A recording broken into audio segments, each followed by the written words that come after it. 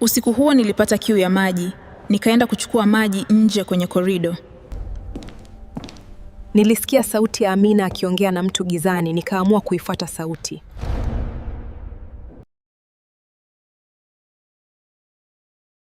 Kabla sijafungua mlango, meseji inaingia kwenye simu yangu inasema nikifungua mlango maisha yangu yatakuwa hatarini sana. Ghafla nikasikia mtu anatembea nyuma, kugeuka nikamwona Amina. Nafanya nini nje usiku? Twende hostel tukalale. Sawa.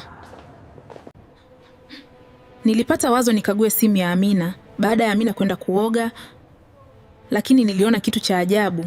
Picha yenye sura yangu, lakini ilipigwa miaka 15 iliyopita akiwa kwenye hizi hostel. Ghafla Amina aliingia chumbani akitoka kuoga. Niliogopa, lakini nikamjibu kwa kujiamini. Unatafuta nini kwenye simu yangu Amina? Nilikuwa naangalia tu sana picha tulizopiga jana, maana simu yangu siielewi vizuri. Lakini samahani sana kwa kuichukua bila idhini yako. Nilipanga mchana nienda kusuka nywele nzuri, lakini simu yangu iliingiza notification. Niliwaza isije ikawa yule mtu ananitumiaga message za kutisha. Nilianza kuiogopa simu yangu mwenyewe. Ni kweli alikuwa yule mtu, na message inasema Amina anakuficha ukweli kuhusu mama yako. Nikaanza kujiuliza, Amina anamjuaje mama yangu wakati nimekutana naye tu? Uhasibu nikawaza, au Amina ni mchawi? Niliacha kufikiria sana. Nilirudi hosteli kubadilisha nguo niende chuo kwenye discussion.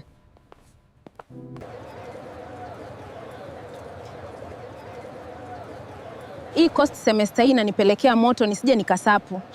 Hapana, tutasoma wote. Tutafaulu kwa pamoja. Nilimaliza discussion, lakini wakati narudi hostel nilikutana na mkaka mtanashati na akanisimamisha kunisalimia.